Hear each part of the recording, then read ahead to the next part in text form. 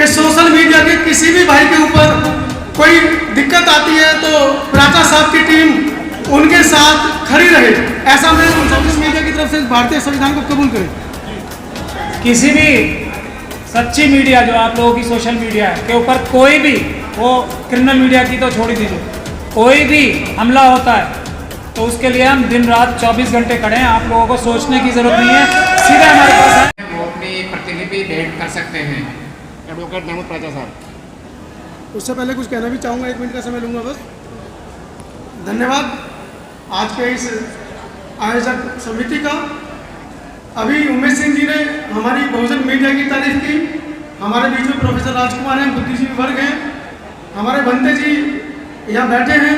Sir 1 minute, मैं सभी की तरफ से और खासकर सोशल मीडिया की तरफ से, क्योंकि जिस तरह से सोशल मीडिया के ऊपर भारतीय सरकार, कहें तो मोदी सरकार शिकंजा कस रही है, उसकी एक वानगी प्रस्तुत करते हुए प्रोफेसर एडवोकेट प्राचा साहब को संविधान गिफ्ट करने की मैं आप लोगों की तरफ से पेशकश चाहता हूं। क्या सभी बहुजन मीडिया कर्मियों को इसकी इजाजत है? इजाजत दे रहे हैं? ये संविधान में इसलिए गिफ्ट कर रहा हूं कि सोशल मीडिया के किसी भी भाई के ऊपर कोई दिक्कत आती है तो प्राचा साहब की टीम उनके साथ खड़ी रहे, ऐसा मैं उनसे विश्वास भी चाहता हूँ। प्राचा साहब 1 सेकंड, अभी एक तो प्रोग्राम खत्म नहीं हुआ है, लोग जाने शुरू हो गए हैं, उनसे ये माना जाएगा भाई वो बाबा साहब के मिशन में उनका विश्वास कम है।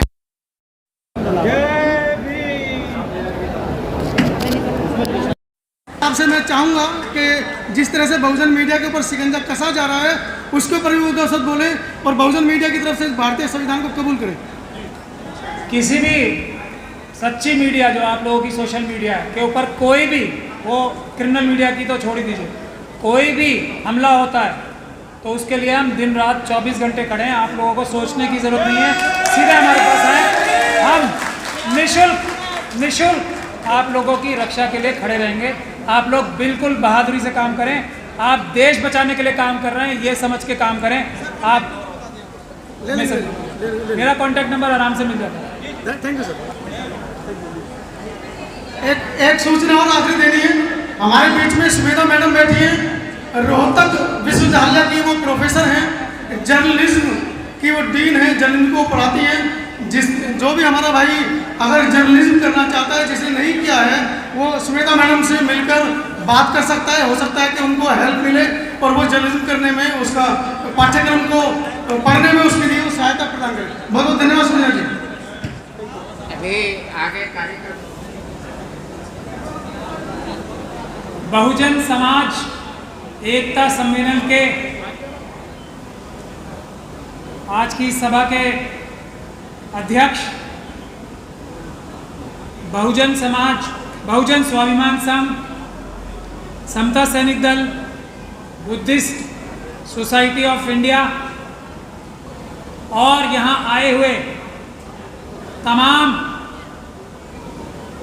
अम्बेडकरवादियों को मेरा बहुत ही प्यार भरा अस्सलाम वालेकुम और जय भीम।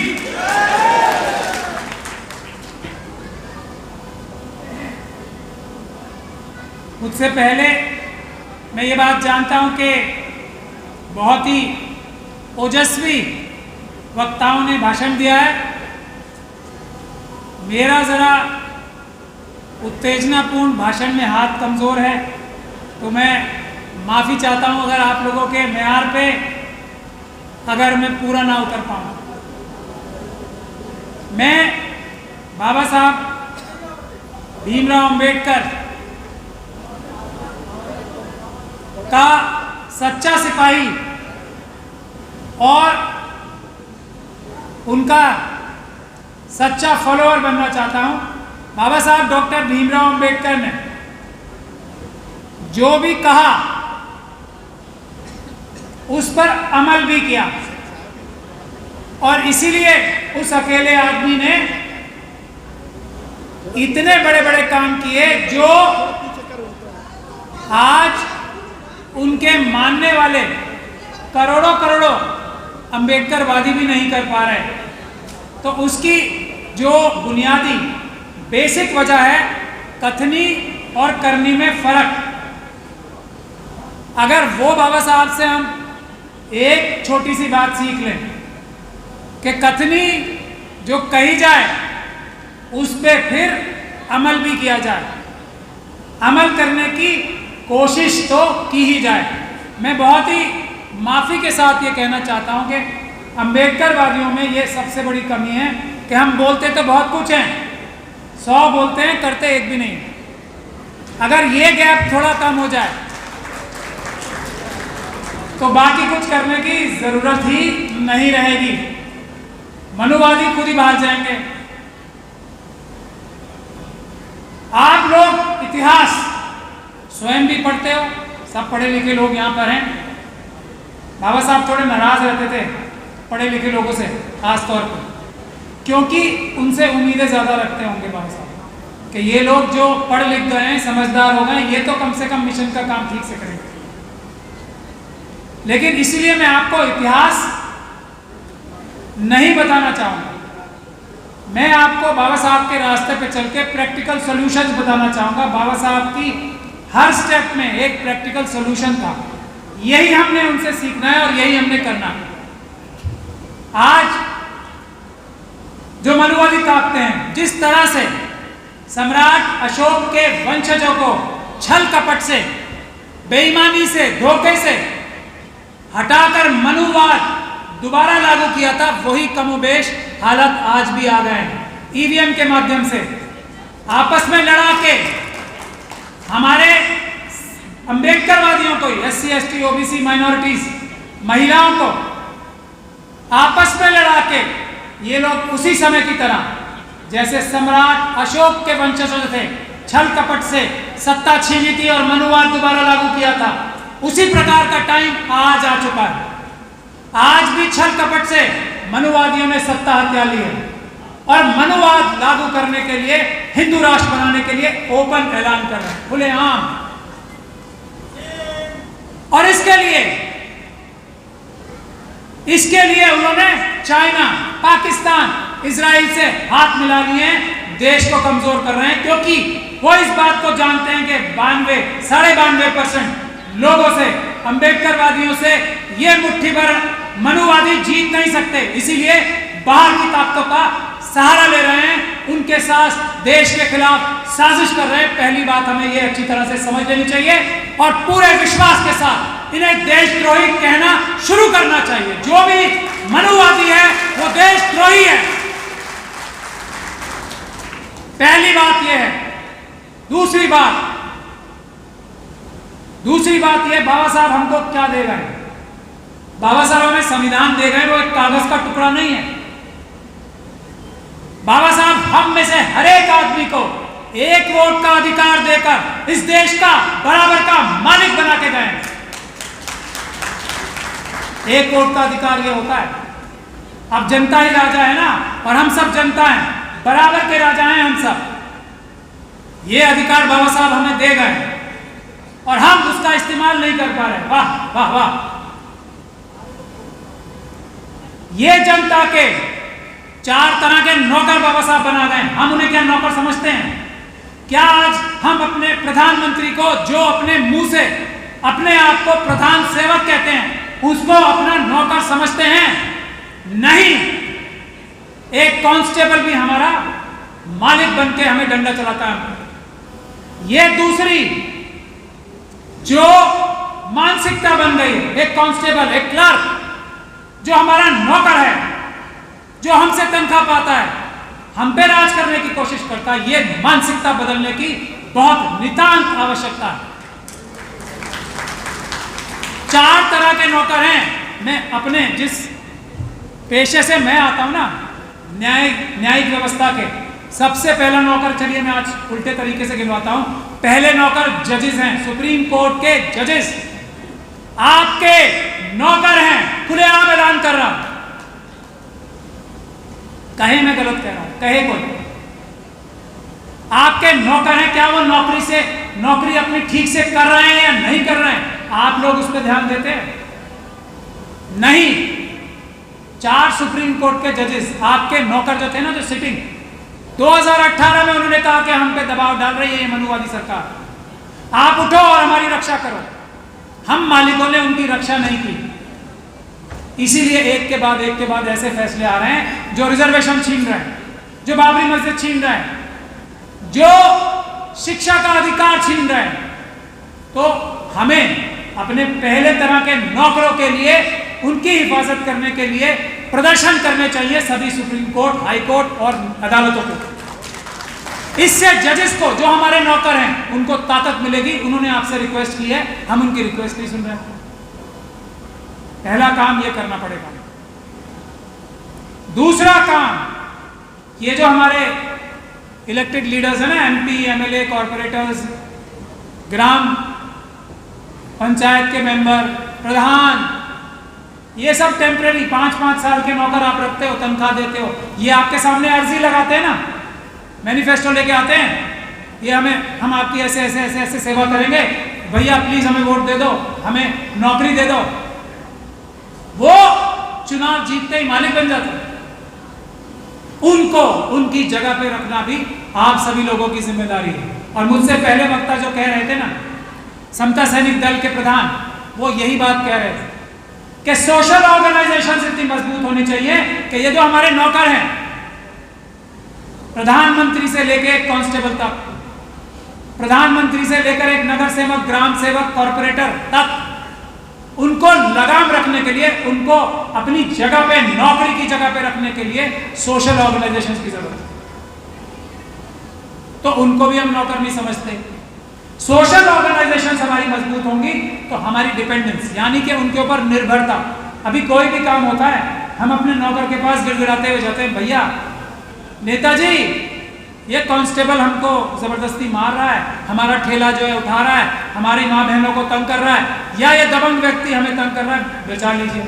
और होना क्या चाहिए, आपको उसको डायरेक्ट करना चाहिए, हेलो इधर आओ, पुलिस वाले यहाँ आओ, ये देखो ये कानून तोड़ रहा है, इसके खिलाफ आप काम करो। ऐसा नहीं होता ना। तो ये निर्भरता जो हमारी है ना नेताजी, फिर हम भाग के जाते हैं नेताजी के पास, नेताजी जरा पुलिस वाले को फोन कर दीजिए। वो कहते हैं अभी तो जरा देखो मैं अपने लोगों से मिल रहा हूं, कल आना, परसों आना, यही होता है ना। और ये अगर फोन भी करेंगे तो ऐसा एहसान करके जैसे आप उनसे कोई बहुत बड़ा काम करवा रहे हैं। उनकी तो जिम्मेदारी है, यही तो वादा करके आए थे। तो ये मानसिकता बदलनी होगी। तीसरे तरह के नौकर हैं, ये इनको नहीं कह रहा जो हमारे सामने खड़े हैं, ये तो अच्छे लोग हैं। जो वो क्रिमिनल मीडिया है ना, जो बड़े टेलीविजन पे आते हैं, सब अच्छी अच्छी टाई कपड़े पहन के, सब चोर हैं, चोर हैं, डकैत हैं, भारत के संविधान के साथ धोखा करके भारत को कमजोर करने का काम कर रहे हैं, संविधान को कमजोर करने का काम कर रहे हैं, हिंदू राष्ट्र बनाने के लिए काम कर रहे हैं, ताकि मनुस्मृति लागू हो सके। जिस मनुस्मृति को बाबा साहब डॉक्टर भीमराव अंबेडकर ने 1927 में जलाकर भारत का संविधान बनाया। ये देश के गद्दार हैं, चोर हैं, करें मुझ पे डिफेमेशन, मैं साबित करूंगा, इसीलिए नहीं करेंगे। करें, बहुत बड़े बड़े वकील हैं ना, इनके पास बहुत सारे पैसे हैं। तो ये तीसरे तरह के नौकर हैं। इनका इलाज बहुत छोटा सा है, बहुत छोटा इलाज है। SC, ST, OBC माइनॉरिटीज के लोग, महिलाएं 92% हैं, देखना बंद कर दे सिर्फ। इतना तो आप बाबा साहब के लिए कर सकते हो, या ये भी नहीं कर सकते, ये भी नहीं कर सकते, फिर सोचना पड़ेगा। देखना बंद कर दें।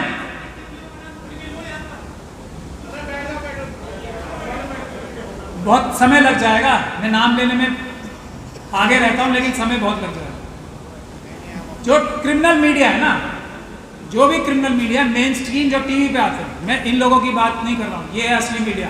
सोशल मीडिया असली ईमानदार मीडिया है, जो बाबा साहब का, संविधान का, देश का काम कर रही है। और सोशल मीडिया भी ये वाली, वो नहीं जो टीवी पे आती है ना, आज तक के साथ या किसी के साथ, वो नहीं। तो इसका अगर टीवी चैनल्स का सिर्फ न्यूज सुनने के लिए, बाकी छोड़ दीजिए, फिल्में देख लीजिए अभी शुरुआती टाइम पे, बाद में उसका भी टाइम है, सिर्फ और सिर्फ आप देखना बंद कर दो। सोशल मीडिया की सच्ची न्यूज रिपोर्टिंग, अच्छे लोग रिपोर्ट करके आपको हर चीज तो पहुंचाते हैं दुनिया की। फोन पे क्यों टीवी देखना है? न्यूज के लिए टीवी का बायकॉट कर दो। ये जो नौकर है ना, जिनको हमने नौकरी दी है बाबा साहब के लोगों को, ये अपने आप मोदी जी की तरह जैसे किसानों के सामने हाथ जोड़े थे ना, वैसे हाथ जोड़ के आ जाएंगे, तब भी इनको देखना ही नहीं है। हमारी ये असली मीडिया तो है ही सोशल मीडिया, तो कितना मुश्किल काम है। आगे चलते हैं। फिर एक है हमारे ब्यूरोक्रेट्स, ये तो सीधे सीधे ही नौकर है ना, सिविल सर्वेंट नाम ही होता है इनका, तो मैं कहूँगी क्या। तो इनको पर भी लगाम रखनी पड़ेगी। इनके ऑफिस के बाहर पीसफुल प्रोटेस्ट करने पड़ेंगे। ये कोई राजनीतिक दबाव में काम नहीं कर सकते। कोई अफसर है वो ये नहीं कर सकता कि मेरे नेताजी ने ये बोला है तो मैं ये लट चला दूं, बुलडोजर चला दूं। नहीं, वही आदेश नेताओं का मान सकता है जो हमारे 5 साल के टेम्पररी नौकर हैं। हमारे तो नौकर है ना वो, तुम भी हमारे नौकर, वो भी हमारे नौकर। दोनों नौकर आपस में साठ-गांठ नहीं कर सकते। हमने उसकी लगाम लगा रखी है, बाबा साहब ने लगाम लगाई है। जो पार्लियामेंट से, असेंबली से, कॉरपोरेशन से जो कानून पास होके आए हैं, अगर कोई नेता कोई कुर्तेधारी वर्दीधारी को कोई बात बोलता है जो संविधान के खिलाफ है, जो पार्लियामेंट या असेंबली या विधानसभा या कॉरपोरेशन के कानूनों के खिलाफ जाके आदेश है, उसको मानने के लिए वो बाध्य नहीं है। अगर मानता है तो वो नेता भी अपराधी है और ये सरकारी अफसर भी अपराधी है, वो अपराध कर। ये है भारत का। इतना अच्छा तो संविधान देके गए बाबा साहब। और ये तो प्लान बी है। प्लान ए बाबा साहब का कोई और था, जो 1934 में बाबा साहब के साथ धोखा करके, उनको इमोशनल ब्लैकमेल करके, जो उनका ओरिजिनल प्लान था उस पर अमल नहीं होने दिया, उसकी जगह पुनः पैक्ट दिया गया। तो लेकिन बाबा साहब जैसे ज़हीन आदमी, इंटेलिजेंट आदमी ने प्लान बी भी इतना अच्छा बनाया है कि वही हमारे अधिकारों के लिए काफी है। हम उनके प्लान बी संविधान को अमल नहीं कर पा रहे, उसकी रक्षा नहीं कर पा रहे, और हमें करना क्या है? इतनी छोटी छोटी सी बातें। दूसरा, अभी बहुत सारी बातें कही जाती है ना कि हम लोगों की पॉलिटिकल पार्टीज एक नहीं हो रही। 131-32 हमारे SC ST के लोकसभा के member of parliament her parliament में जाते हैं, वो हमारी बात नहीं बोल पाते। ये भी एक प्रॉब्लम है, बहुत बड़ी प्रॉब्लम है, मगर उसका सॉल्यूशन भी बहुत आसान है। और उसका सॉल्यूशन हमें मनुवादियों ने बड़ी अच्छी तरीके से सिखाया है। और इस सॉल्यूशन को हम कहाँ कहाँ इस्तेमाल करेंगे? जितना ज़्यादा इस्तेमाल करेंगे उतना ज़्यादा ऐसे चुटकी बजाते फायदा होगा। तो हम क्या एक प्रण कर सकते हैं? दूसरा, एक पहला, टेलीविजन पे न्यूज़ चैनल देखना बंद। ये इनकी टाइयाँ बिक जाएंगी जो पहन के ये अर्नब गोस्वामी, सुधीर चौधरी और पता नहीं कौन कौन बैठते हैं ना, इनके ये कोट जो किराए के कपड़े पहन के बैठते हैं ना, वो बिक जाएंगे अगर आप लोग देखना बंद कर दें।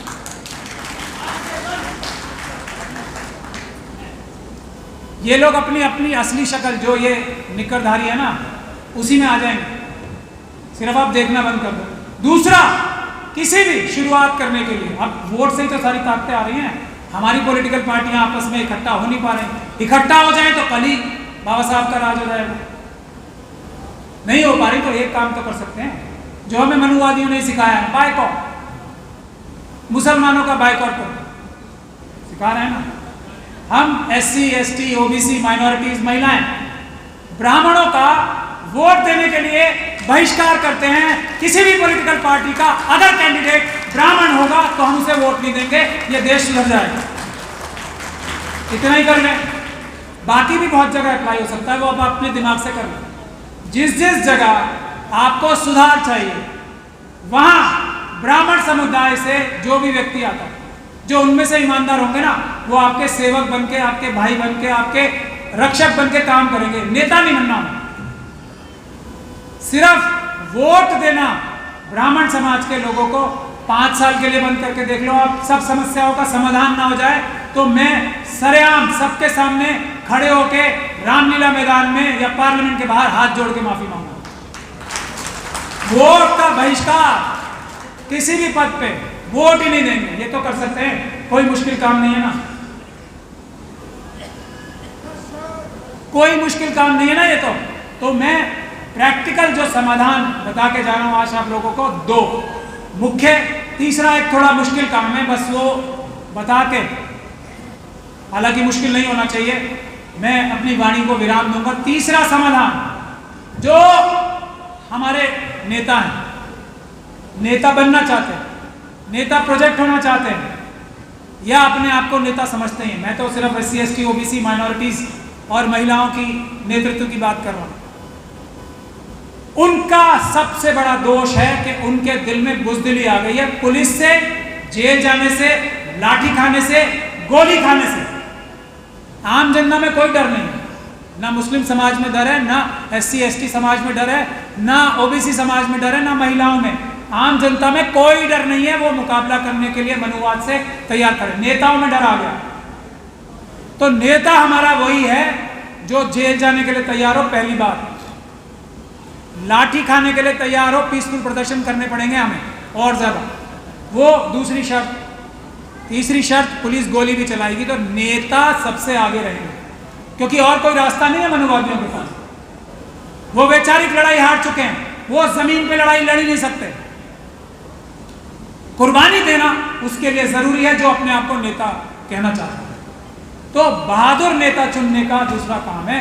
तो ऐसे लोगों की एक लिस्ट बनाइए जो नेता हैं, बनना चाहते हैं या समझते हैं अपने आप को, जो पहला पीसफुल प्रदर्शन करने को तैयार है, 1, 2 पुलिस की लाठी खाने को तैयार है पीसफुल प्रदर्शन के जगह, टाइम जेल और गोली खाने के लिए भी तैयार है, तो और चौथा जेल जाने को तैयार है। ऐसे लोगों की एक लिस्ट बनाइए।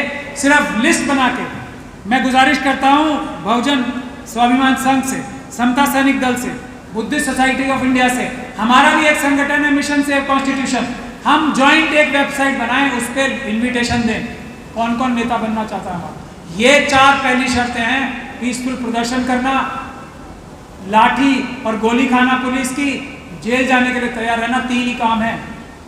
ऐसे लोगों की लिस्ट बनाएं। अगर ऐसे लोगों की लिस्ट 1 लाख हो गई, पूरे देश से बता रहा हूं मैं आपको, 1 लाख हो गई जिस दिन, ये सारे अत्याचार बंद हो जाएंगे। तो मैं 3 प्रैक्टिकल सॉल्यूशंस आप लोगों की खिदमत में पेश करके जाना चाहता हूं। पहले 2 तो बहुत ही आसान है, उम्मीद करता हूं उस पर अमल होना शुरू होगा तो उससे फायदा होगा, सभी तरह का भ्रष्टाचार देश से दूर हो जाएगा।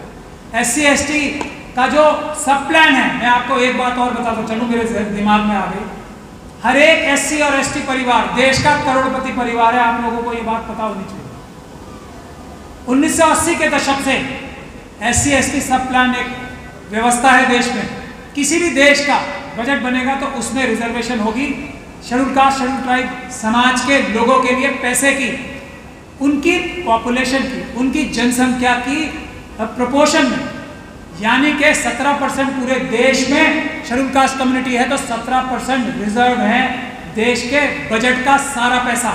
और ये बजट का पैसा इस साल खर्च नहीं हो ना, इस साल तो अगले साल बचा हुआ जाएगा, और अगले साल नहीं हो तो वो अगला पहले 2 सालों का तीसरे साल में जाएगा। और ये खर्चा सिर्फ और सिर्फ, बहुत उसमें भी आइडेंटिफाइड है चीजें कि ये खर्चा हो सकता है सड़क बनाने में नहीं, जो चीजें सिर्फ शेड्यूल कास्ट के भलाई के लिए होंगी उसी पे खर्च हो सकता है।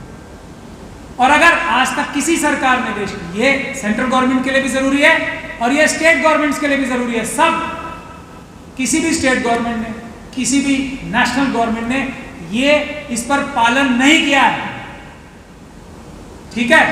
तो अगर पैसा इकट्ठा करके देखा जाए तो हर एक हमारा शेड्यूल कास्ट शेड्यूल ट्राइब का परिवार आज करोड़पति है, जिसका पैसा चुरा कर फर्जीवाड़े से सभी सरकारों ने दूसरी जगह लगा रखा है।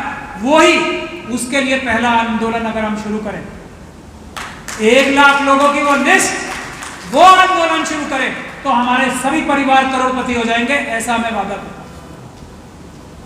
ये पैसा तो पड़ा ही है ना, यही पैसे से बहुत सारी सरकारें बिजली फ्री दे रही हैं, पानी फ्री दे रही हैं, ये वो कर रही हैं, ये हमारा पैसा है। ये आंदोलन शुरू करने का मैं आह्वान करता हूं। इन्हीं शब्दों के साथ हर बार की तरह, कोई मेरी किसी बात से आपको कुछ बुरा लगा हो तो मैं माफ़ी चाहता हूँ, कोई गलत बोल दी हो बात तो माफ़ी चाहता हूँ, और अगर मैंने सभी सही बोला है तो कुछ समर्थन के लिए आप सब लोग जय भीम बोले 3 बार मेरे साथ, जय भीम।